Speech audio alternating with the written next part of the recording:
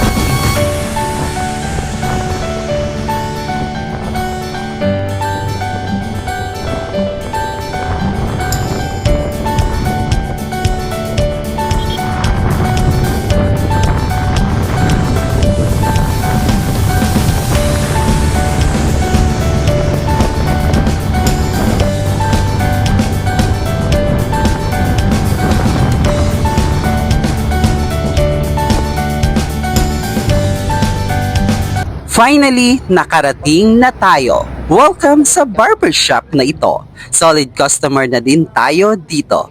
Ilang taon na din ang pagpapagupit ko sa lugar na ito. Bakit ko nasabi? Kasi maganda ang mga gupit nila dito at magugustuhan ko.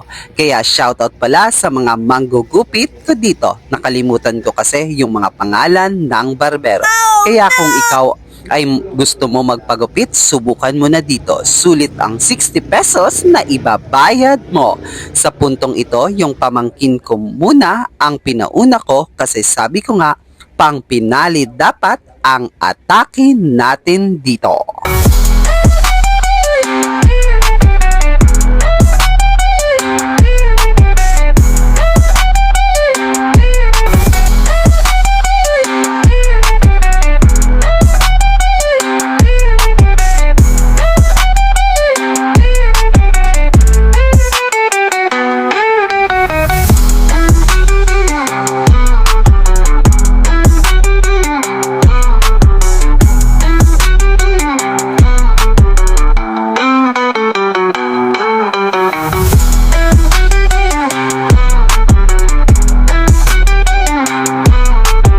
At habang inaantay natin matapos ang pamangkin ko, shoutout pala sa mga nakasabayan namin dito, lalo na kay tatay at iba pang customer na pumupunta sa barbershop na ito.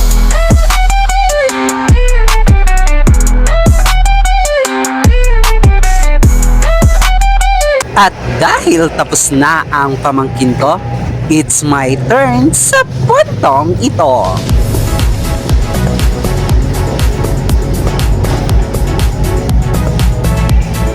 Patrim ng ligila sa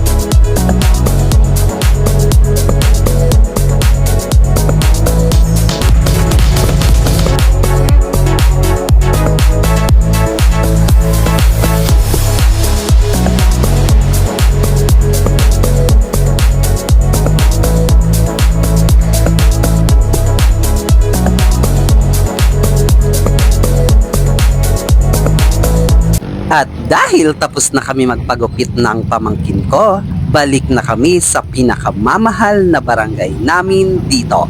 Salamat muli kuya at see ya sa next month na pagbalik ko.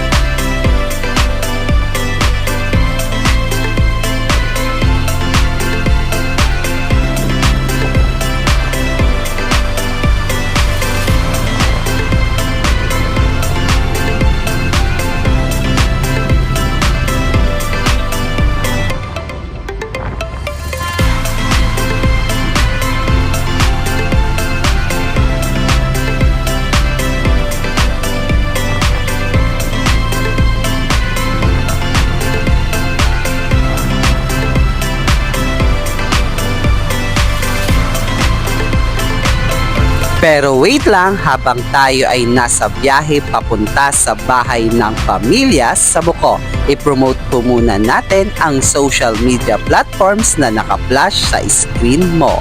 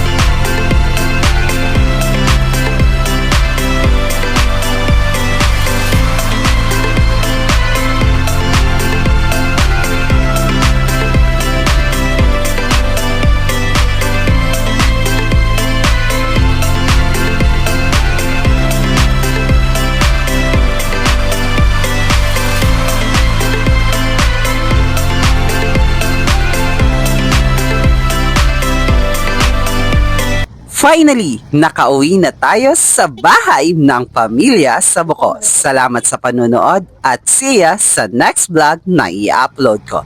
Sir Paco signing off. Bye-bye!